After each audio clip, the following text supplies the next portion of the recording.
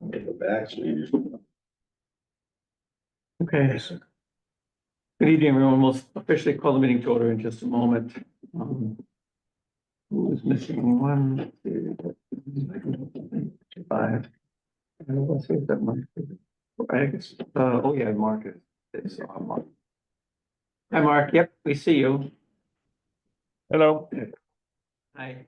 All right, so we're all here. So I will officially call the meeting to order. This is the infections here. Are you okay over there? Yeah, but infection desk or whatever. There's room There's a here. chair, you can sit here. No, I just have my. All right. All right, so whatever your wishes are command. All right. Okay, so we'll call the meeting to order for the Newburyport Historical Commission for the 14th of November, 2024. We're here in the community center, senior community center, computer room, I think it's called, but it's irrelevant. And we're online zooming with anyone who might be dialed in, such as one of our commissioners, which we'll get to now. We do the roll call, which is how we start. So we'll start with, we'll do it in alphabetical order per usual. Andrew? Yeah. Right, yep, there you are. Biff Baus, here. Mark Sandrone is online. You want to? Present. Yep, we hear you, Mark. Thank you. And it's here, right to my left. Christopher Fay is Here. there. And the chair, Glenn Richards, is speaking. So Scott Clark, Chris Sotell, and Alan Marquis are absent. We also have Caitlin Sullivan and Andrew Port, joining us, and especially enjoy taking notes.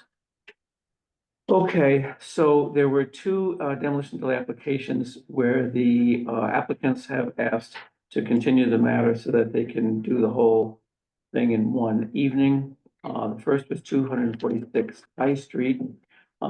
So we need a motion to continue that matter to the December 12th meeting. Then we can vote on that to officially continue that to the 12th. I should add that the applicants have signed a waiver of their rights. There's a timeout where if we don't make a decision in a certain period of time, they automatically get their whatever approval, but they've waived that right. So to get the extra time, so it doesn't put us in any adverse position to do this. So is there such a motion? I'll make a motion that 246 High Street can be moved to the next meeting. And I will second. Get this, Andrew, okay. That's the 12th, December 12th is our next meeting, correct? Yes, the 12th. Okay, that was Andrew Burke. Okay, all right, so, Andrew, your vote on that? Yes. Okay, Biff? Yes. Okay, Clark Syndrome? Yes. Thank you. Ed Neumann? Yes. Okay. And Mr. Fay? Yes. Okay. Not very controversial, the chair will make it unanimous, so we'll continue that to the December 12th meeting. We have a similar situation with 33 Merrill Street. In fact, it's exactly the same, and they also signed the waiver, right?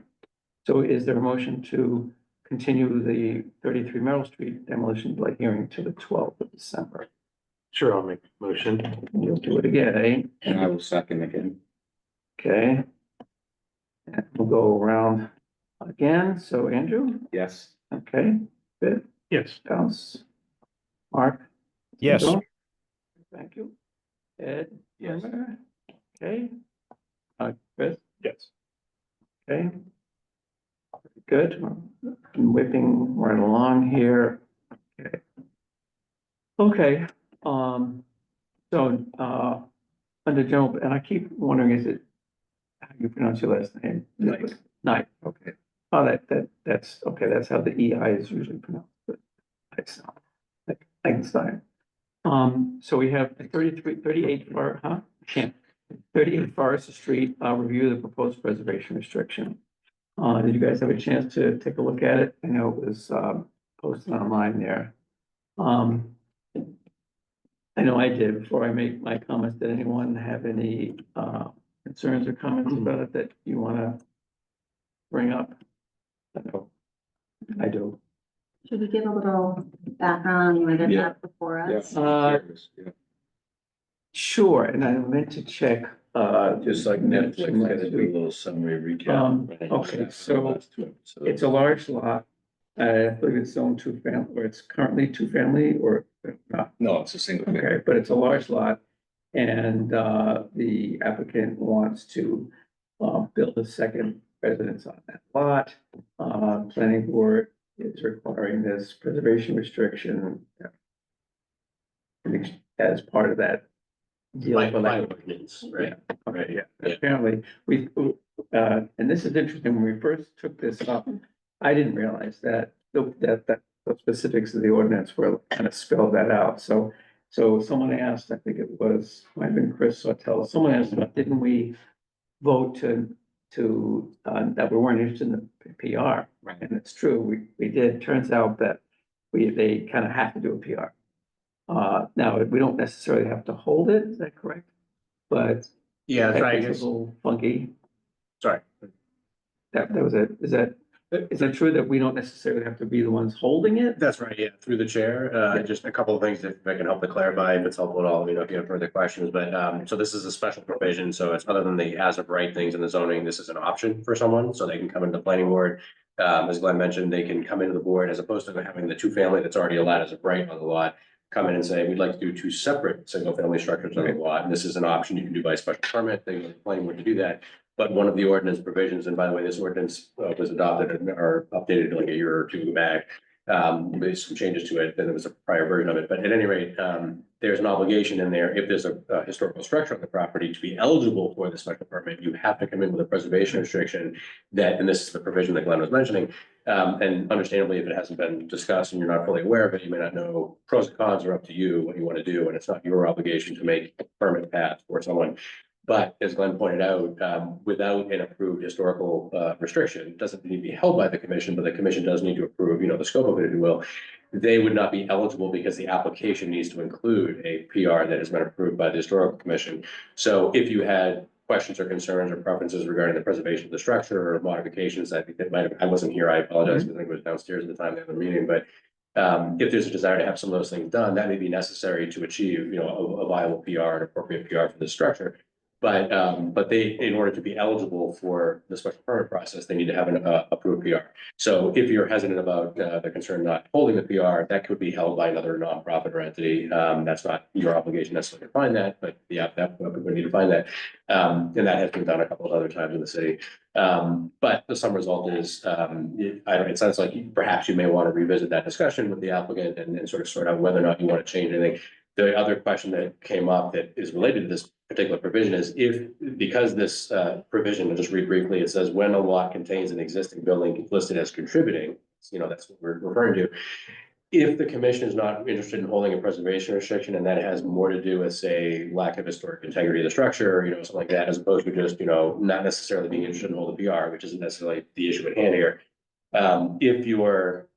If there's hesitancy about the structure actually retaining anything worthwhile or preserving, you know, in that sense, then maybe it begs the question, should it not be listed as contributing? Because that is essentially a catch-22 for the applicant, if you will, conceptually, because if it isn't worthy of a preservation restriction, then should they be held up and need to get a PR for a structure that doesn't have it, right? So it seems like a reasonable discussion, at least to have one or the other with the applicant, sort of what makes sense here. That's your choice and understandable on all kinds of spectrum. But it seemed because there was probably not enough clarity about what was going on in the permit process and the implications or options that you might want to revisit it and see where you land either way. So. Thanks, Andy. Well, we can simplify it, I think, a little bit in that, and at least take off the, you know, at first I was reluctant to take on another PR, but I think in this case, to try to keep things a little bit more, not to throw in yet another monkey wrench, so to speak, you know, let's assume, I'm okay with assuming that the commission and say, will be the grantee Sure. for the PR. It certainly, So we can at least, removes one other entity. Or, right, yeah, so thing. we just, you know, one less issue on the Sure. table. So we can take that off, you know, unless if someone has an objection, you know, by all means, speak up. Given that I had basically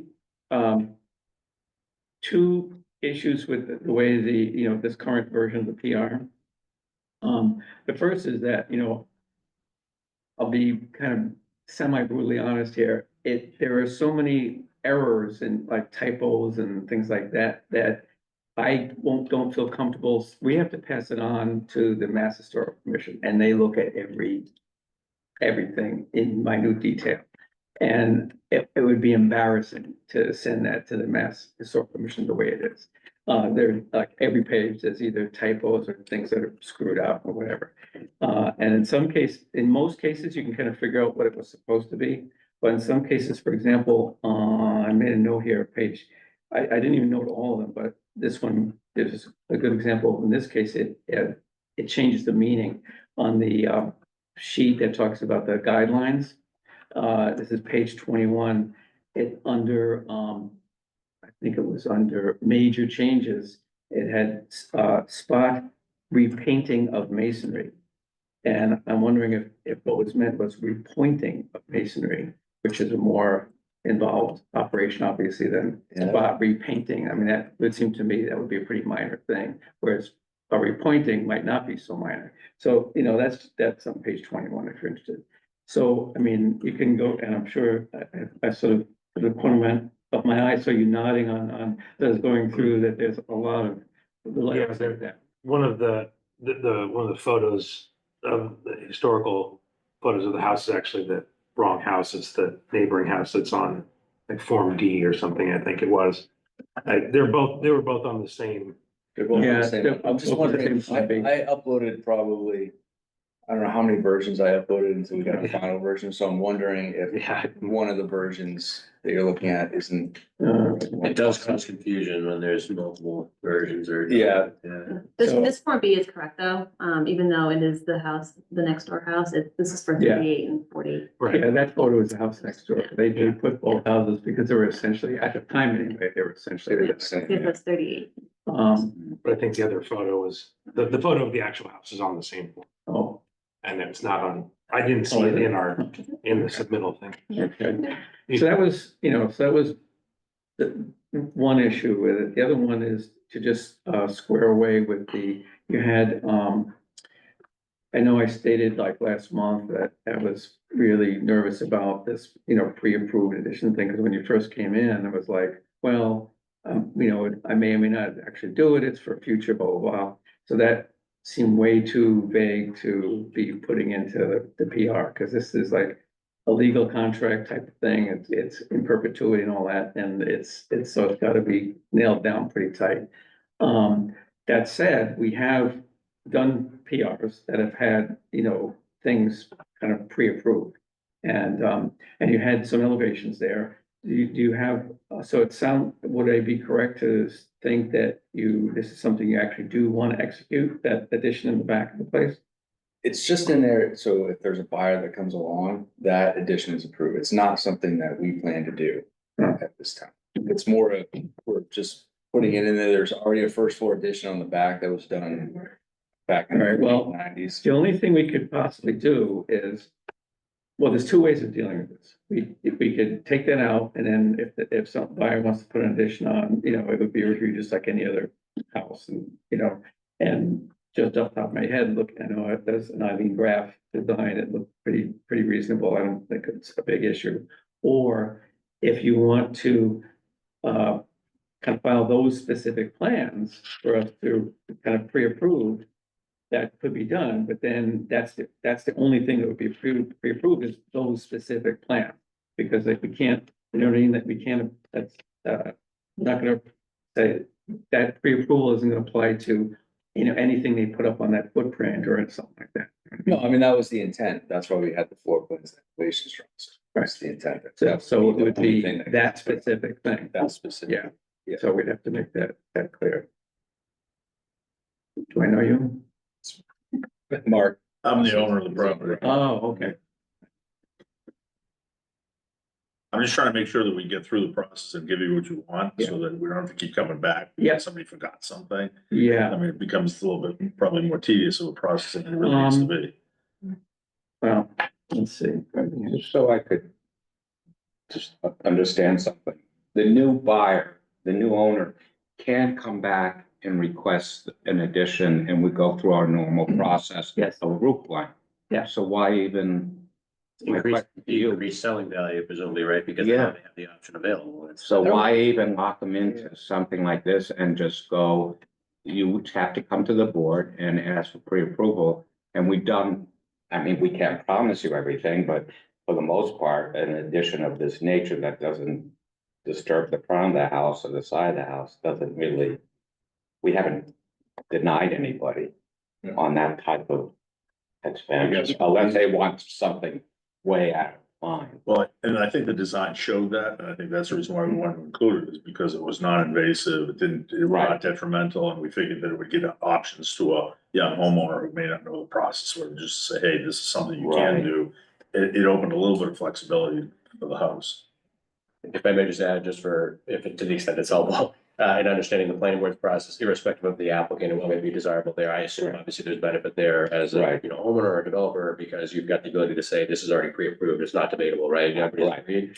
I understand that. But that's up to them and you to discuss. I did want to note though, because it might be relevant to sorting out whatever happens here. The planning board, in going to the planning board, if they're trying to figure out from the planning board whether the planning board's okay with it, the planning board also might be saying, hey, what does the historical commission feel about that as well? So it might, from their perspective, if the applicant's interested in finding out whether the planning board's okay with it, it might actually circle back here anyway to determine, are you okay with that, you know, nature of modification? So I flag that only because it might come up anyway if they're trying to get the planning board's indication of whether that's okay now or in the future, you know, so.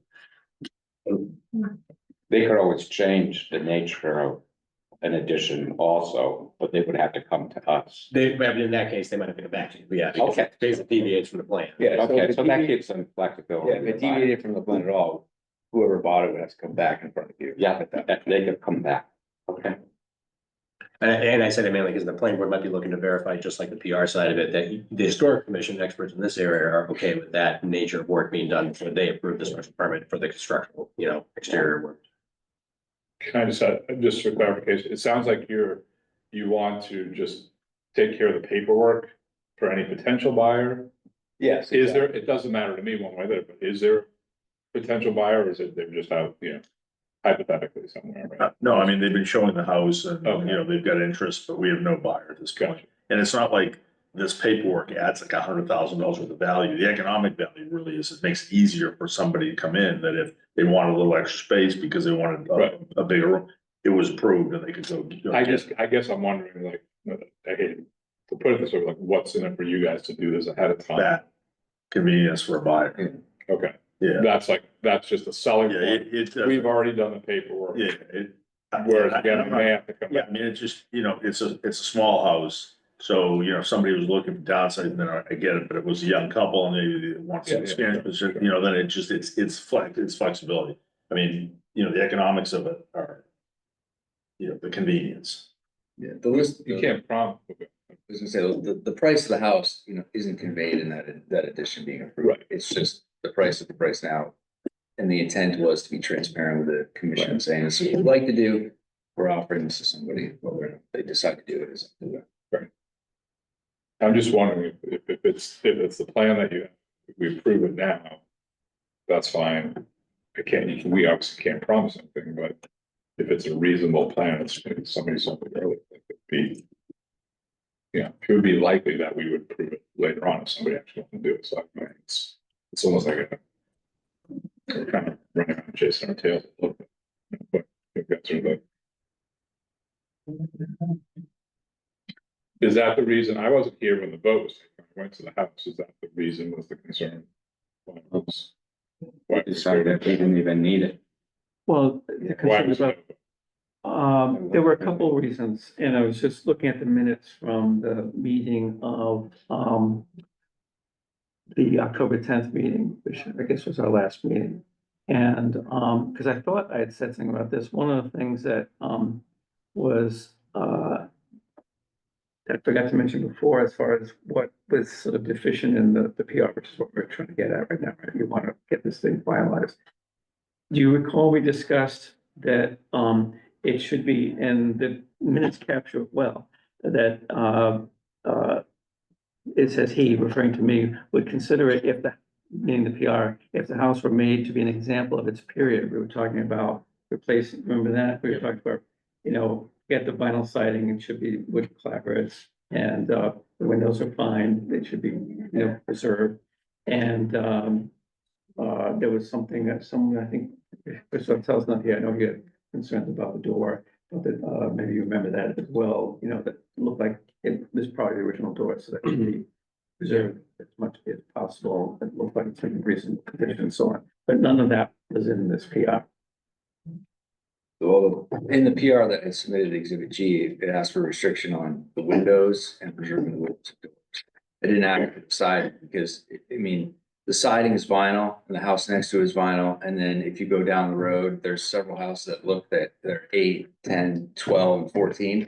They're almost identical to the houses and every one of them has different siding. Yeah, So, well, okay, but you know, so, I mean, we're talking about preservation restriction, which is applied to something that's considered, you know, a worthy example for some reason.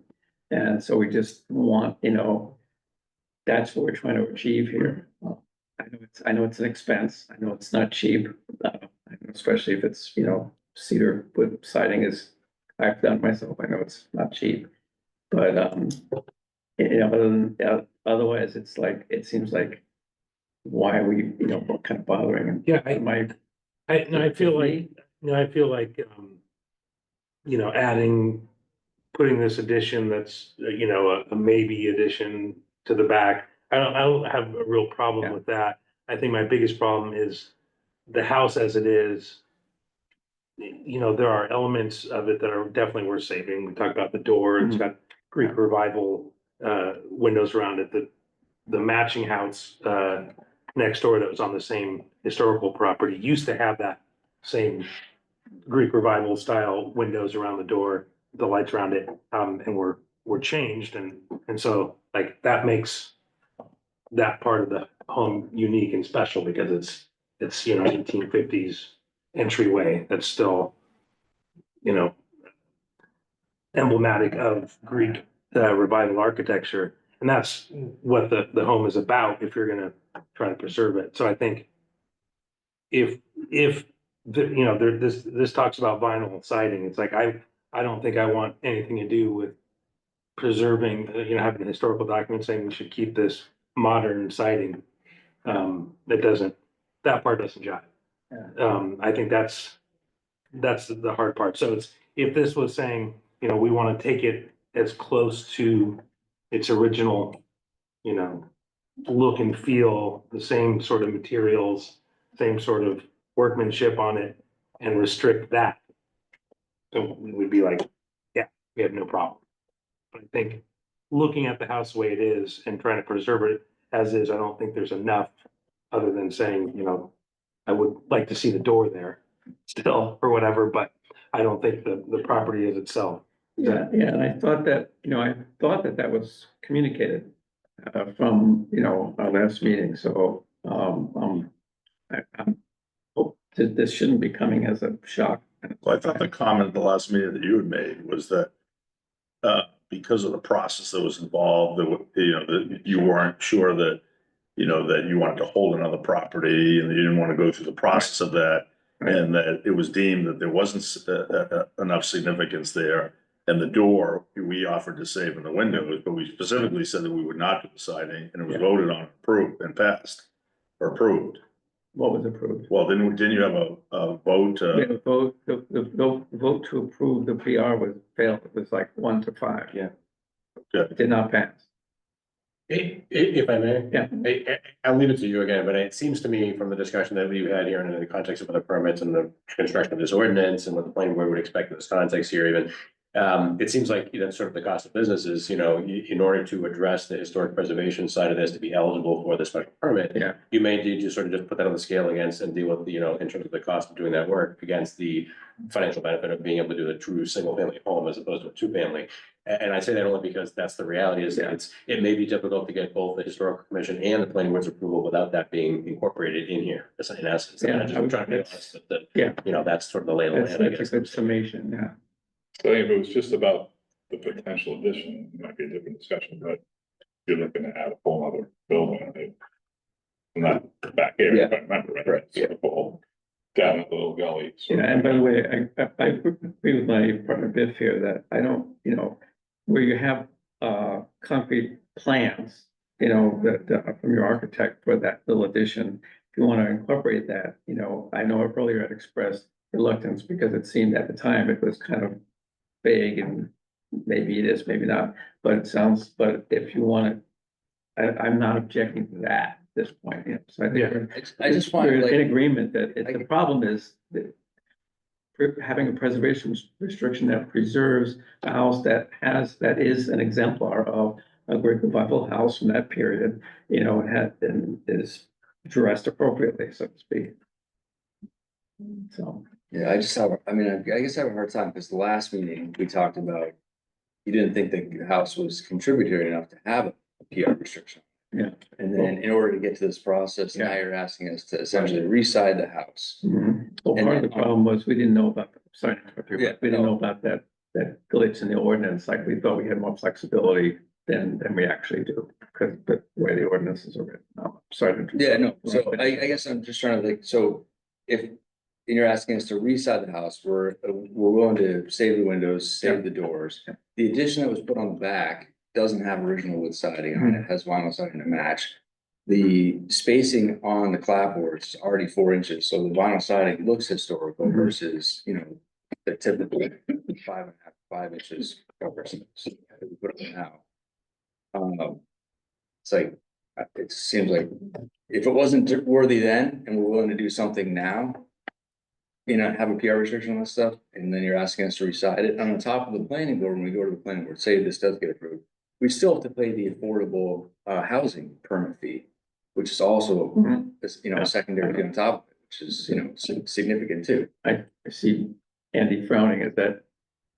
No, sorry, apologies. I was actually reading a sentence in another document. Oh. Sorry. I apologize. I was multitasking. So, Mr. Knight was saying that they also have to pay the affordable housing fee as part of this as Oh, well. there's another provision that was added. I think that was a more recent provision tweaked from a prior provision. So that's on top of this. whole Right, PR. you used to be able to do a public benefit of some nature, Right. and now they were being more specific. In more recent years, they modified it to I be more see. specific and say, here's a dollar amount that you could contribute to affordable housing. So anyway, It's not in lieu of PR. it's a separate provision. Yeah. Yeah.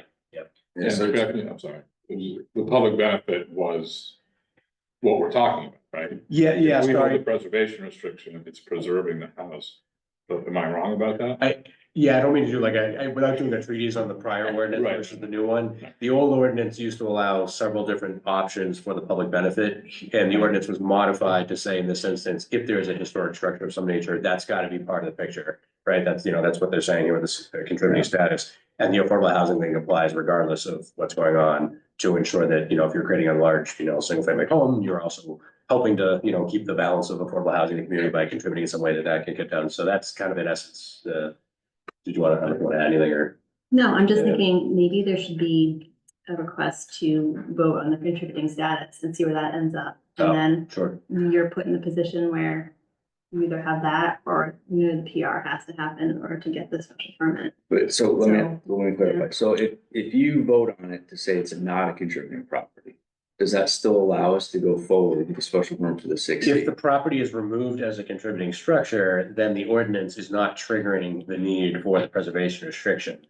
Right now, because it is listed as contributing and the ordinance calls for all contributing structures to have, a PR, it's a requirement. So that was, it sort of brought up in our discussion was if it isn't worthy of a preservation restriction, and maybe that's because it needs some restoration work to be eligible for, whatever, but whatever the situation is there, if it isn't gonna be eligible for a PR, it does beg the question, should it be removed as a contributing structure? Who maintains the list? I mean, how did these? The properties- inventory got created decades ago. Right. Yeah. Yeah, that got listed and had Form B from like the early 80s. But what board or what administrative process? The historic commission here would have to take its vote. We would ship it off to Mass Historical, but this commission would have to take a vote on it. And To then, change it, I mean. Yeah. and then, I think so they're would, asking how to do. and so would Mass Historical. We would would be have to shipping it vote? off to them, obviously, and I don't know how long it would take to hear back from them to know that they have been doing this, a similar, comparable change on their end. I think it's important. It would have to be a request from the owner that to remove that status. It wouldn't just be you deciding. It would have to be a request coming. Yeah, it should be requested, yeah. it should be Yeah. requested. I think the original request was up until now has been the acceptance of a PR, right? So. Yeah. Has this So board ever that had a is- request yeah. to delist the property from contributing? We have not had that. Not the to time that I've my, been there, to my, No. So is, So you have to start the whole process over again, in a sense. well, we could ask tonight, couldn't we? You could ask for the sense of it, it's probably not likely. You could do like a straw poll vote as Yeah. opposed to formal, just to kind of get a read of yeah, the. it's not on the, Yeah. it hasn't been posted or on the agenda or anything like that, right? No, not as any formal item, no, I mean, yeah. But you still have to go back to Mass Historic, as that's what you're saying, Well, that's with what, your request and wait for them to get back to You you know, it, sometime after, it, no earlier than after. the for holiday. our zoning, the zoning administrator I've talked about is for our zoning purposes here, as applied under this ordinance, the local historical commission vote should be sufficient for that. The problem is we have to, in order, because they all are also using that same inventory for their purposes, right, and for other purposes. Aside from this particular provision of the zoning ordinance, we're gonna ship it off to them, but that's not to say that the zoning administrator would not be able to then send the applicant here after if you were to vote to list, to say, we don't think it's contributing, it should be removed from that listing. That doesn't mean the zoning administrator can't allow, under this provision of the zoning ordinance, for the applicant to go to the planning board, because then it's no longer contributing under this, the way this ordinance is, structured and functioning, so, anyway. So is it fair to say, like, so the last meeting we had, we didn't deem it was, we didn't, it was really a PR restriction based on the status of the building is, based on the status of the way it's built now? Would it be fair to say that you would possibly say, well, if it's not, if it wasn't worthy then, is it really contributing? And then well, they're two different things. follow- There's lots of structures that are contributing, in fact, like, True. like 90% don't have preservation restrictions, but they're still contributing to the historical district, right? There's a preservation restriction is put on for some cause, right? Yeah, I mean, Usually there, somebody wants to build something. Or, That's my experience. Is yeah, we or, want to add another dwelling perhaps, there's been a couple that. or get funds. Yeah, there's several possible reasons. I mean, to me, it just seems just to try to pull it off. I mean, I can understand certain reasons for taking something off as contributing, like if it, there's a fire and it was, just virtually destroyed or whatever, some major change like that. But just because it's been vinyl siding, to me, doesn't mean it's not contributing. It still has the form, the dimensions, the style and all that of that 1860 give or take structure. So it's still part of that. Yeah. Neighborhood and. And in fairness, it would be atypical to see delistings. I mean, Mass Historical also doesn't typically do that. I've seen them on structures that I don't think, I mean, this is a random structure, not necessarily something important to our historical district, but a structure, I've seen them basically say, we're not gonna remove this structure from a listing, even though that one, there was sort of an informal conversation, yeah, this one we really don't think has much of a, so, at any rate, I think it's very atypical to remove them, and it seems to me the more viable route, just because I see the permitting process, it seems the more viable route to me is to try to work out a preservation restriction and do some restoration, that's to get some work here, but I just don't think, I mean, the delisting seems like a more difficult route than that. Yeah, well, I also just think that I see where you're coming from, but the difference really is that it's a contributing structure because of the nature of it and where it is, and it's got a partner, and it was built at a specific time. And there's elements of it that are still original. So if you came to us and say, we want to knock it down, we would probably be against that. Right? But for us to say, yeah, we want to keep it in this exact state, I think that's where the problem is. right. Because there's not, I mean, as it is, it's not like this, beautiful, perfect form that we want to Yeah. keep forever. None of them aren't necessarily perfect, but at least, are closer to, what they were intended to be when they were built, than, Painted vinyl is not, yeah. I keep saying that, but it really is So regardless about it, would you guys be Yeah. open to us doing like something like a hardy siding or an LP siding that was very similar to what the wood Yeah. siding looks like? And, as Yeah. far as, Yeah, Last actually, longer. in the past, that's been approved. I have my, it's beyond the jurisdiction of the historical commission because but I've seen a lot of examples where that type of siding, that cementitious stuff, starts cracking and splitting, and I'm not sure if it's an installation problem or whatever. But we're not responsible for that. That's kind of beyond we're just, it comes from historical values. So to answer your question, that has in many cases been, in fact, I can't think of when that's been disapproved. Because like you say, when that's up, it essentially doesn't look any different than regular, cedar siding or wood siding. Just a different question, because I may have asked you at the house, but is it possible the original siding is underneath? Have you peeked underneath? Because sometimes they just slap the vinyl or even. Yeah, so it is covering, there's a thin piece of elevate or insulation, and then underneath it, it looked like there was collapse in one spot, and I checked another spot, and it looked like cedar shakes. So they might have had two different types of siding on there. And that wasn't totally fun. Yeah. So I'm gonna ask Andy this question too. Regardless of what happens here. Yeah. If we don't go for the PR restriction. Yeah. Would the planning board grant a waiver on this? So here's the thing, they don't have the ability, you would have, you're basically forced to go to the zoning board of appeals for a variance from that provision, and that's highly unlikely for that other board to basically say, we're going to give you relief from this provision, when it's really, the ordinance was structured to send these types of things to that board. It's conditions that were essentially predetermined by the council, city council to be appropriate. Again, we could all debate the particulars, of course, and any land use regulation, but the city council already decided this is the appropriate provision, right? So one board's gonna grant a variance or exception, while another board typically has jurisdiction over that one, not likely. It's just, that board doesn't have the authority to grant the waiver essentially, and you're talking about either a zoning change, which I don't think is gonna happen, or take more time. Or you're talking about going to another board, which is problematic because that board has to basically say, we're gonna, do our own thing on this one and then give you a half-baked, application that doesn't quite meet the ordinance there. So I don't see that necessarily panning out that way. So as far as logistics wise, Yeah. so say we offer to do the side and do the window and keep the windows and doors the way they are. Mhm. In order to get the PR approval, when do we have to do that side? I mean, can we get the approval tonight and then do the siding when we're doing the construction of the other building? The two-part answer. I don't feel comfortable approving this one tonight because of all the errors and things. That's one thing, but the other part of your question is, you don't have to have that done in advance of, if you can submit clean, appropriate PR, and we'll try to be as clear as possible, so you know exactly what you need to do. We don't, and it would spell out in there what, just like it spelled out about that addition in the back, that one is a maybe happen, but there's a couple things that we put that, are conditions, and we've done that too. Yeah, I think.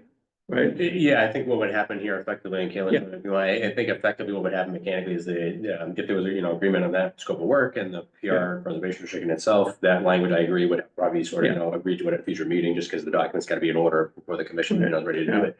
But all that being the case, you wouldn't have to do all that physical work. Typically, what would happen here is the permit from the planning board would incorporate, with this advisory opinion from the historic commission saying we approve the scope of PR here, right? This document's been, approved by us. It's got whatever exhibits or approvals for, some additional work that might be done in the future of that, things that have to come back to us, et cetera.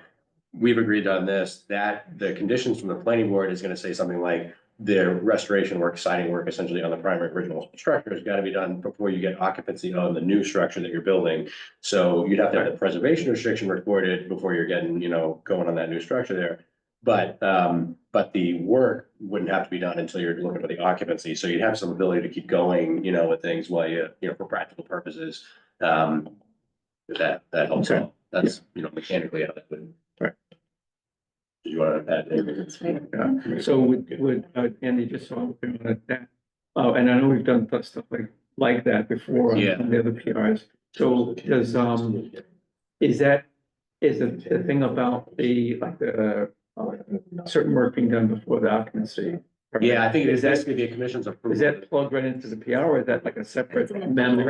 It would be a special permit condition. Okay. And what I think the way that mechanically that we address here, because of the unique nature where some of the work's being done, is your advisory opinion, which would be email or, communication from us, but that opinion, if you agree to the PR, is essentially contingent upon that work being done. Right. And that way the planning board knows that while there is agreement on the PR, they know that for them to do that, that also is because they're gonna put that condition right in the decision saying you gotta do the work, it's not debatable. Right. And that's because it really doesn't belong directly in the PR. Yeah, per se, that's what I was but it does need to be done to satisfy your acceptance of the PR and the planning board's agreement to do the project. So I think that's, Hey, Mark, I just wondering, it's, a lot of discussion on here. Just wanted to just check in and see if you had any thoughts or comments you'd like to kick in. You're on mute. It might be muted. I see your mouth moving, but we still can't hear you. Can you hear me now? Now we go, yeah. Yeah, sorry about that. Sure. I really wish we had better guidelines to determine exactly how to do a PR. And we really don't have that. And since we don't have that, we're really talking hypotheticals here. And therefore, in a situation like this, given the fact that we have no real certainty at what's going on with the property, this is really a non-discussion. This has to wait until there's more determination on what's going to happen to the property. And in my opinion, this is something where it should be submitted for historical commission because this is a historically significant building. Okay, so would you agree with that? I paraphrase a statement made earlier that the PR in its current state isn't ready to be, voted on yet. But I agree. if I agree. it was cleaned up, and like you say, it had the specifics as to what was going to be done or not done, what was protected and so on, then, we could deal with that. And I assume you heard the discussion about how we would incorporate the cladding issue with the cladders. I assume you heard that whole discussion? Yes. Yeah, okay. Again, I think we're dealing with hypotheticals and we're not really dealing with what is going to happen. So, What I'm saying, Mark, is that we can take it out of the realm of the hypothetical by nailing it down exactly what is required and the fact that they wouldn't be able to move forward with the occupancy permit until that was done. So I that agree. kind of I agree. So that takes out some, most of that uncertainty. Yep. So trying to think, Well, I understand, so the PR, so there's several versions I have. I don't know what version was I've uploaded. This is one you sent a couple days ago. So was the PDF or was it the Word format? is it the one that's posted as a PDF? PDF. Yeah, so there was a Word format that was, This is the version that you sent me that says the existing windows and front door entry are to be, this is the most recent version I have. okay, I probably got like 10 versions on my computer, so I might have sent the wrong one, other than Exhibit G. But what I'm asking is there, if we agree to do something, but, is there any way we can get a PR approval based on the draft? We'll fix the draft, we'll get it resubmitted, but that way we can keep moving forward with the planning board, because we've already lost a month, over 2 months. What can I say? I mean, I don't want to come across as some kind of hard ass or whatever, but I was very honest about saying I would be embarrassed to send this to Mass Historical the way it is. It's just too riddled with typos and errors and things like that. And it doesn't include the verbiage about the citing. It doesn't, Which I can take care of, I'll add. yeah, but we can't approve something. Yeah, to on the your extent verbal that assurance this that comes up a you'll take care. lot actually Yeah. before the zoning board of appeals, Yeah. planning board on a routine basis. It's very atypical for boards to approve something that has a bunch of little details that need to be clarified because the motion to approve has to capture all that. And there's a lot here that has to be wordsmithed and worked out, and that is very atypical. Typically, boards will look for the plan to be up to date or the document to be up to date before they're approving it. And I totally get the situation you're in, but that is pretty typical because boards are reluctant to have, well, we approve it with the conditions and things that were mentioned, floor amendments and things that came up during the meeting, because that becomes a very confusing and cumbersome process later on, if you can even draft it on the fly while you're talking about it. So Yeah, it hasn't worked. It creates a so well. mess of problems down the road in addition to being difficult to articulate every single typo or thing that's, you know. It's just, it's frustrating because we were here at the last meeting a month and a half ago, and they were like, oh, it's not contributory. Yeah, I'm sorry, I wasn't here, so I don't Yeah, know. I know. So we get to the meeting and they're like, oh, everything's moved forward. And then 2 weeks later, I get a call. Oh, we can't move I don't forward. think anyone ever said it was not contributory. Say that. I mean, it wasn't worthy of a PR restriction. What I'm Yes, saying we is did say that. at the time. And Yeah, and we still and say I- the same thing. and I We're asked- consistent. Yeah. I asked the question, hey, are we still gonna be able to move forward to the planning board? And it was like, as far as I know, yes. Yeah, well, that was where. And then That was my mistake. No, I know, and I understand, I'm not, it's just, and now it's like, that was 2 weeks later that I found out, then we had to redraft something, Mhm. you know what I mean? And then we were back Oh, in front, and we're discussing the same property and the same issue, and if we're willing to do the siding and preserve the windows and the doors, I mean, I don't see why we can't get a draft approval, and For then the we just, reasons that Andy just stated, it's not in the document right now. So we can't, we were approving or not approving a specific document. And the document that's in front of us doesn't have any of that. And it has a lot of other stuff like this thing about spot repainting of masonry and a myriad other little typos and errors and things. So, I mean, if I was. We've had several of the other PRs that we've done, and I mean, none of them go quickly because it's an involved document that is stating something for perpetuity that needs to be worded perfectly. And we can't, as a board, say, yeah, it's probably gonna be good. I mean, that's not gonna It happen. doesn't work. It's also not uncommon for these documents to be sent to MHC with pages of edits that comes back from them. Right. Also, and it Yeah. does look like a different document by the time Right. it comes for your final approval. Right. After That's you what it is. That's review what- it. it's gonna go to MAC anyway, they're gonna edit it anyway and then send it back, Yeah, so. I don't want to have to, show my face in front of Michael Steinitz, having sent to him something that looks like this. I'm sorry, I don't know what that sounds like So to you, can I but ask that's just one how. question for If I clarification? was like your high school English teacher, I would say, do this over again. Yeah, Well, we're beyond that, but regardless, so just for this perspective of alternatives and to understand what our options are with this property. If we had applied for a demolition permit, would that still allow us to have the ability to do a second dwelling on the back half of this lot? you'd probably, I assume they'd have a year demo delay. Yeah, I mean, you'd have to No, go. no, I understand that, so we'd wait a year, whatever the demolition delay would be. And we put another house there and build one, and we'd still be able to build the second house in the back. You could still go to the planning board. I can't guarantee that you're not gonna have like a bumpy road in terms of having the dialogue explaining and so, but yeah, that is technically, you would be able to basically say, because at that point, the structure is not there, right? We have an overlaying of different regulations in Newburyport. Right. Effectively, so in this instance where that structure isn't protected, if you wait out that period, if you utilize that particular provision. This provision of the ordinance that says if it's a contributing structure that's there has to be preserved, that provision is no longer applicable. Because That's what I'm asking, so Yeah. that provision is what allows us to come in for the special permit from the planning board. for the second. Right, Okay. right. Again, to me, the most logical path seems to be coming up with a PR that works, doing some restoration work, and then going to planning board and saying, here's the plan that they've agreed to, and whatever, what the tweaks you get in there. And then they approve that scope as well. Unfortunately, it's just a layered permit process where multiple boards are having to review and approve. And for the record, everything, could we get your name too? It's the Mark Mrs. Oh, this what? Mark Mrs. Okay. Can you spell your last name? Yes, NEIPP. Just kidding. Yeah. You had a hard time with his, you're gonna really have a hard time with mine. It's Mhm. MSCISZ. Mhm. Okay. And you pronounce it? I'm not kidding. Yeah. no, He's looking at me like. Well, I you're just want to kidding. No, pronounce it's it. Mrs. Okay. So I'm just a little confused by, you'd be willing to wait a year.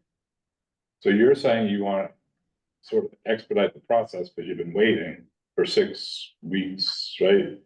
But then you're saying, but we would be willing to wait a year. Am I wrong about that?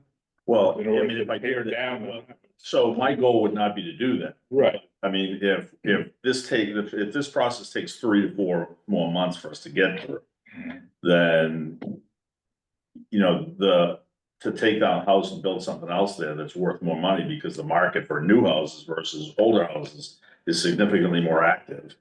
Then, I mean, I'm not sure if I would take that risk. I just did a restoration project in Topsfield and it came out fantastic. And we did that, and every time we open up another wall, it'd be another can of worms, but we did a great job and it came out fantastic. That would be my goal. But if this process continues and, you know, you're saying that by the time it comes back, it might be a tedious process, and if it's 3 months, 4 months, 5 months, who knows? Yeah, well, We've already been at this for quite a while. We could solve this at the next meeting. You're asking for us Yeah. to solve the problem tonight. I don't think that's gonna happen. But we could, if you come back and clean everything up and add to document, we could be back here on the 12th of December. You don't have to wait for MHC's Yeah. approval. Yeah, I was gonna ask about that, And it confirm that, it's like, if we sign off on it, Yes. is that, yeah, like, if he comes back. That would be sufficient for zoning to go to the planning board. Yeah. We would still have to deal with the mechanical process as usual with, you know, mass historical and so forth, but that would make you eligible to go to the planning board, you know. The approved draft. Yeah. Yeah, it's this commission's vote that matters here for being able to go. So is there, and the likelihood of something happening at the state that would prevent us from moving forward, or with your approval, They, it's they pretty much probably, just an they over. probably wordsmith if there were things that were. still Yeah, open. Yeah. they've never So come it's just a back and review say, process no, you instead. can't do this, it's more like, there's an error here, or sometimes, they might question. They give a lot of deference to the local board, for Right. example, like the pre-approved things, that's, they'll either assume or they'll check with us, by the way, you guys, well, actually, they usually assume, if we're signed off on it, sending it to them, they assume that those local, those pre-approved things are actually pre-approved by us. So, and that's another reason, to get back to Andy's point, that's why, another reason why, everything's gotta be, we gotta be all solid on, what's in there or not in there, so that we are comfortable, okay, we're approving this, this is what we're gonna do, this is what you're gonna do, everyone's clear, and we can, sign off on it, and then it can go forward. And the planning board's conditions basically typically in essence say, prior to getting your building permit for that newer structure, make sure things get done. Triggers for things in permit timeframes. You've got to have that preservation restriction recorded, right? But you've got time frame to do this kind of stuff, right? We have to go send it off to Mass Historical, but prior to your occupancy on the second structure, you're gonna have to have, the work done on the original structure again to make sure that that gets done before the developer, property owner benefits from the incentive. Yeah, I mean, we would probably do that anyway, only because if somebody buys the front house prior to the second one, then. Right, yeah, right. They're not gonna want They're to not gonna want contingent upon, to- yeah, I mean, they're gonna buy it done, right? Right. I mean, you asked that question, one of the reasons why too is, I mean, obviously, if we have to go through and do the siding and then paint it, I mean, obviously, we're incurring not only the time and soft cost money, but there's additional cost that we're putting into that structure. Right. Yeah, we should know, we should. I'll just give you a quick example, like, it just having to come back, what was Norman Avenue? They came back 3 times. It worked out. Yeah. We worked it out. Rounded it out. And that's what it was, and they wanted to do this, and we said you can't, and that was a full demolition. But here's the reason, they came back again, we said, you gotta go back again to draw, they weren't happy about it, right? Because we understand that, like, this is the business that you're in. But in order to sort of keep the integrity of the neighborhood, really, I think, right? Yeah. At least that's what I was thinking. And what we They did came here back is- a third time, and we worked it out, boom, boom, Yeah. and they're working on it. Yeah, we basically told them what our objections were and gave them some options. We are not in the business of designing it. That was up to them, but we say, okay, this is, and it's not our taste or anything. It's the guidelines that are spelled out by the Secretary of the Interior. That's kind of our standard. So it's not a question of like, oh, we think it looks good or not. What number Norman was I want to say 23. That's the one, there's one that it's still, it's You probably, can see it there. in the middle. yeah, I think that's quite done. Yeah. But it's- Anyway, we're not comparing neighborhoods, but that's a different neighborhood, wanna say different something? reasons for that, right? This This is, I don't think there's any You'll be comparison next in between your house and that one, in terms of architectural integrity and architectural style, architectural performance. This is more historic. at least my opinion was. So, yeah, it can, you know, it can be done, it can be worked out. That's sort of. Just wanted to throw in there, and I apologize, Caitlin, reminded me, because I forgot, this falls in the demolition control overlay district. So the demolition process that's applicable, you know, further out in the city is not quite as available to you here. You actually have to, in order to do the demolition process for that structure, you would have to demonstrate here now to the zoning board of appeals that that structure is not salvageable. And that would be a difficult process for you as well. So, to be clear, it's not quite as easy as years ago, the city had just that demolition delay, which would have been, while there is that process in the city, its area has been limited. And its National Register Historic District is protected by this demolition control overlay district, which requires you to go through a process to demonstrate it can't be salvaged. So again, unless you're trying to demonstrate you think you can successfully show that structurally it just can't be done, you also have an uphill battle trying to demonstrate. It's not like, you know, the. Yeah, I mean, obviously, I mean, the goal is not to take something down, it's get value to it, right? Yeah, not suggesting that, yeah. So. Is that the one, so I just, the demolition overlay district, so the one on Merrimack Street that's down there now that they're working on, the corner there, corner of Plummer and I Merrimack? think that's outside, right? Is that outside? Did you no, guys do the that's a demo? special permit, the DCD special permit. It's DCOD, okay, Yeah. all right. Okay, where they like pretty much stripped the whole house down and they Yeah, lifted it the up. form is still. The form is Yeah. there, but the roof is gone now. They saved like 4 walls. It's kind of entertaining. Yeah, That's all they're doing. They're trying to, we actually, I think, decide on that it was, they're gonna Well, make some modifications, but they were actually preserving. That's what happened to us in Topsfield. You know Topsfield pretty well. So you know downtown where the post office is. 9 to 11 South Main Street, the yellow building that's right there. The big, Yeah, the big one. So in the course of going to Masco, I don't know if you saw the restoration that was done about 3 or 4 years ago to it. I take, I just. You go the other way, yeah. So that, yeah, it was literally 3 walls left and then we put it back together. Right. We saved beams, we saved hardware, Yeah, doorknobs. we've asked people to save beams and hardware and Yeah. windows and find, like, you know, I mean. Depends on the house. So if I come back, I'll take the PR restriction, I'll double check it again. And then I ask to say, okay, we agree to reside the house and I can say, you know, applicable with, you know, hardy or LP siding. You know, it's a compressed plywood, looks just like wood, so just holds up a lot longer, frost resistant. And it comes pre-painted and stuff like that. I mean, you get samples, that would be even better. People don't. Yeah. Let's do it. Yeah, I can bring samples, yeah. But I mean, should I list that in this Yeah, specifically that we either use Yeah. cedar shake, cedar It could slabs? be, if it's easier, and it might be, but to just put it as the exhibits there. What do they It should call go it? into Those- this exhibit G. Another Yeah. bullet point, yeah. Yeah, as an addition, yeah, because that's right, that's where you've got that pre-approved thing there. So that would be a good place to tuck in these things. You know, that the siding and, you know, it depending what you find underneath, there's a good chance it's not really, you know, restorable. Maybe it is, but who knows? You won't know until you take the bite. So however you want to word it, but that clearly that's a sticking point. And yeah, I was holding out for those there were on the 2 front corner boards, you'll see it on the house next door, it doesn't have vinyl on at least not on the corner boards. There's a little trim piece that makes it look more like a Greek column, you know, we're talking like $10 for the molding. I'd love to see that put back in. I think overall, it's like we want to see the Secretary of Standards kind of rules and ideas applied to the home. And that's something that we would be, that fits our motto and what we're supposed to be Well, striving. yeah, our charge, actually, it's all Yeah. we're supposed to do. You know, it's what we're charged to do. It's not.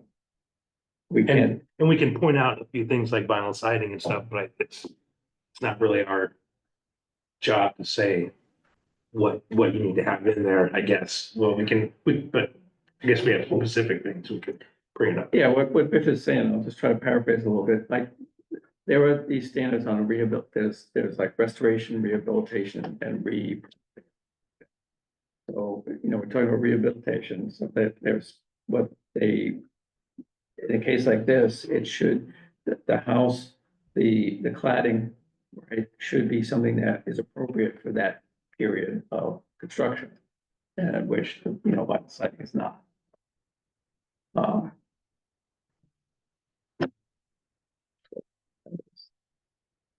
Yeah, I'm not trying to be difficult, I'm just trying to understand. No, and that, which you should be, because and that, like, when Chris was talking about the Norman Ave one, what we should have said was that he said, okay, look, tell me specifically what the problem is, so I can come back with something that you guys will be okay with.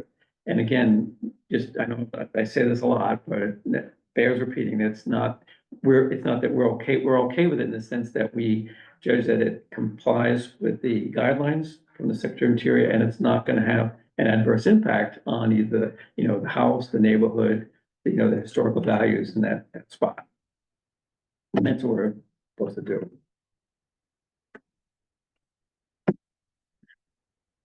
Perfect.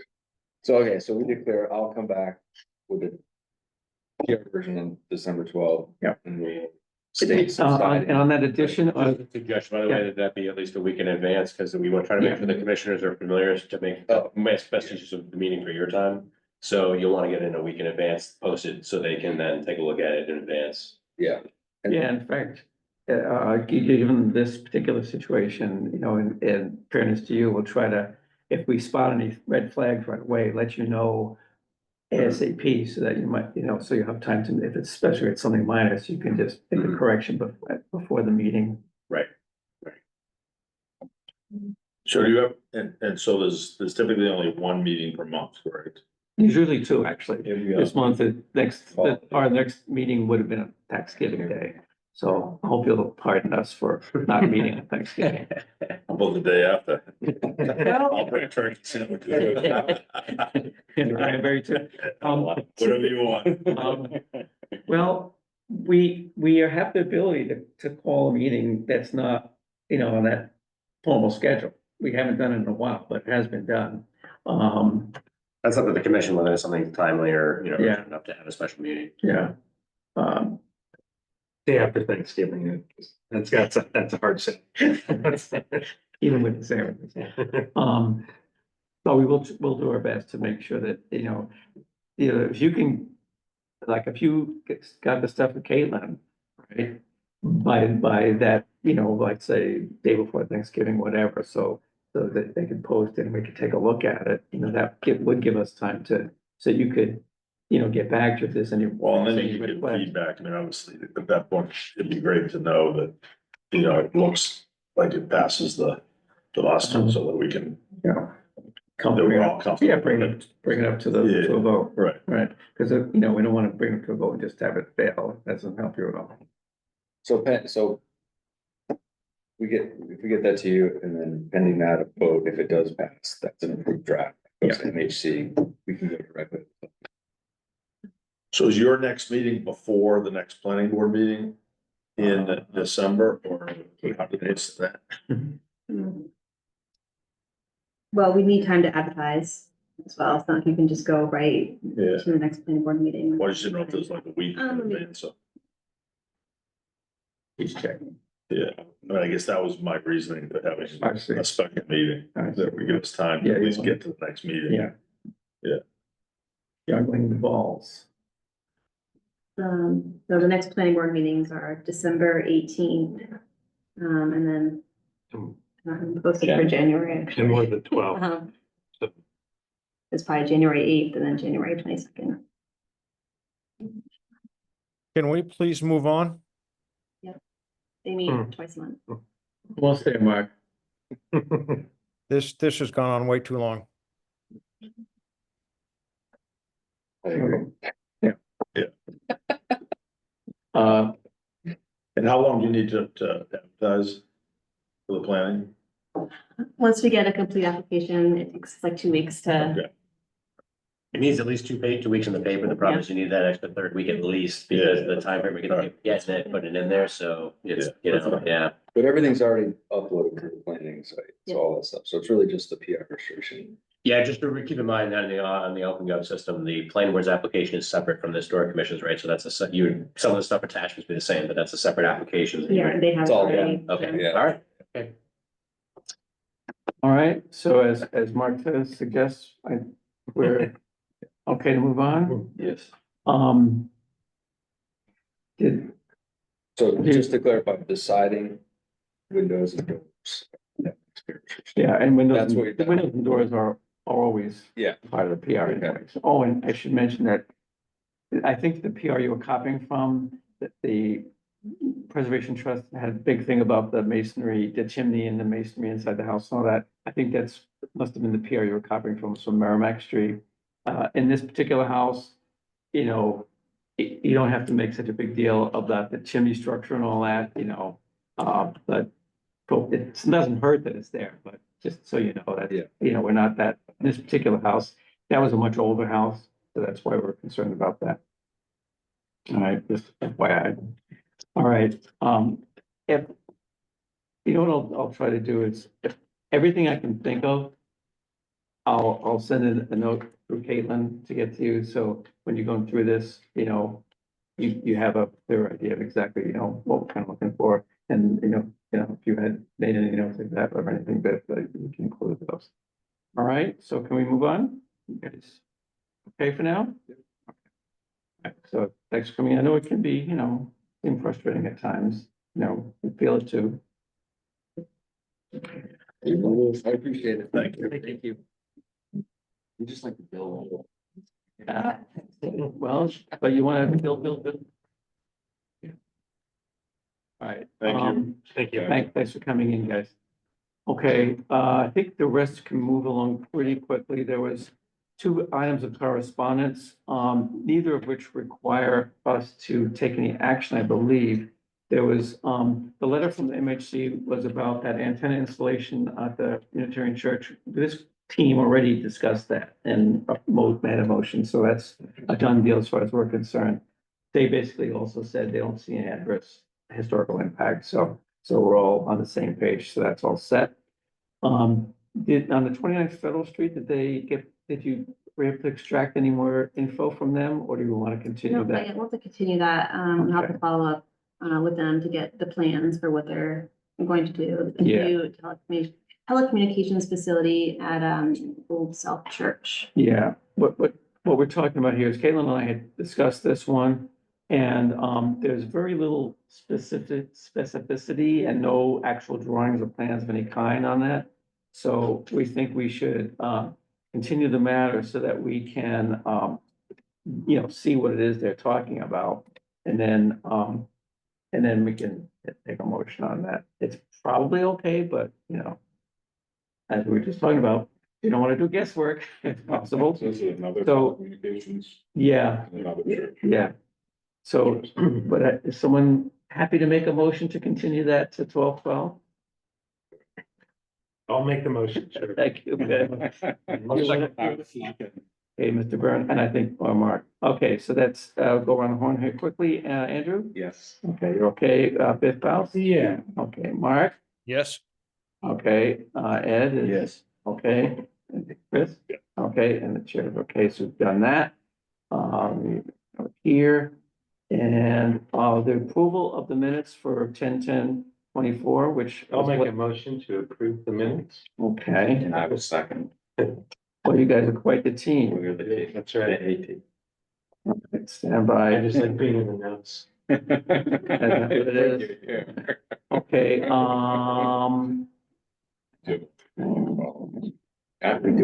okay, so, Andrew, Yes. okay. Viv, Yes. okay, Mark, Yes. good, okay, for the minutes, Ed Neumann? wasn't here. Oh, but not here, okay, we'll make you an abstention. Were you here, Chris? I don't think, do we need, we skipped. This was October 10th. I don't think I was here, and then we didn't have a meeting, right? Another meeting in October. Yeah, that was the only meeting in October. Right, so I wasn't. All right, so Mark abstain, okay, yeah, well, I'm good, so that makes four yes votes on that correction, so I think we made it. And by the way, that was very helpful for me to call up those minutes for tonight, so I could, yeah, so that came in handy. Okay, moving right along, the only update I have is I know I've been behind the 8 ball on this, that upgrading the listing and so forth. I actually did do a little bit of work on it today because I was so embarrassed to have to say I did nothing. But what happened was a very old friend of mine died and left me the executor of her estate. So that had, and I had to empty out her apartment, which is 2 hours each way away. So that took up quite a bit of my time. That's a reasonable excuse. Yeah, so that's my excuse. However, I did start putting together a file, and Patricia had put together an email that had some really good guidelines on it. So so I at least have this stuff assembled. If I want to make sure I have the right people I want to send that to the people who are working on that. So was it, I think it was you, Biff? And I remember last meeting, you kind of reluctantly raised your Although I've hand. gone back to work, so Was it, yeah, you going back to work? just temporary. Okay, so was there anyone else besides? Where did that just go? Just for this. So, you. anyone else besides Biff and Chris? I thought Chris saw that too. Yeah, I think he was. Okay, so I'll just, I can just do you three guys for now. Okay, I'll send you that so you guys can take a look at it and decide how you want to proceed from there. At least you'll be able to see where things were left and we can maybe hopefully pick it up. Okay, yeah, actually, there it is, right in my notes, Chris, that's Chris, so. Okay, nobody has anything else? Let Mark. Hang on to it there, Mark. There's a, if, no- With Chuck next week. that's, oh, yeah, that's just an update, okay, yes. Anyone remember the old jail, PR? Yeah. I can't remember Yeah. Chuck's name. Oh, yes, now. Yeah. Thank you. So Yes. you were the only one that was still around for that. Well, they're coming in with hopefully the version that we can proceed with. We're meeting with them in about sometime next Thursday. I think. Next week, Yeah. So that's Is there just an update. vinyl No vinyl siding. It's granite, solid granite. Okay, is there anyone have anything before a motion to adjourn, or can we have the motion to adjourn? Go ahed, Mark. Motion to adjourn, please. Okay. Okay, and if it's seconded, what you've been doing lately is there anyone opposed? And if not, we'll say it's unanimously or approve without objection, whatever they say. We can And send all we're- in favor, aye. Yep, and we're officially adjourned, so thanks, Mark, for your patience. I'm sure it was probably more of a strenuous for you there, not seeing all that was going on here, but thanks for hanging in. Are you gonna? I do think that it's important to manage this a little more authoritatively because these guys were just trying to ride rough over you. And I really think that a little more authority would be necessary in this regard. They Yeah. really pushed the issue too far. Yeah, well, Yeah, I want to say, I agree with Mark. I think you're very understanding, Glenn, in my own impression, but I don't always know if we need to be. well, These guys are just flippers. They don't need to be. There's no need for kindness. No need to exercise any kindness. We I'm could being be, serious. we could be human. well, We could be human, but quick with them. at Yeah, least. but Biff, sometimes, I mean, that's really how the world works. I mean, sometimes you need to just say, Hey, we adjourned. what's that? We adjourned. yeah, we're. Yeah. All right, well, thanks, Mark. Yes. I thought it was firm. I'd say, look, it's not ready. I'm not doing it. You know.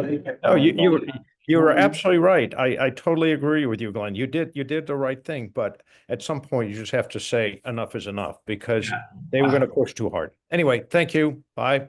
Okay, good night, Mark. Good night. Good night.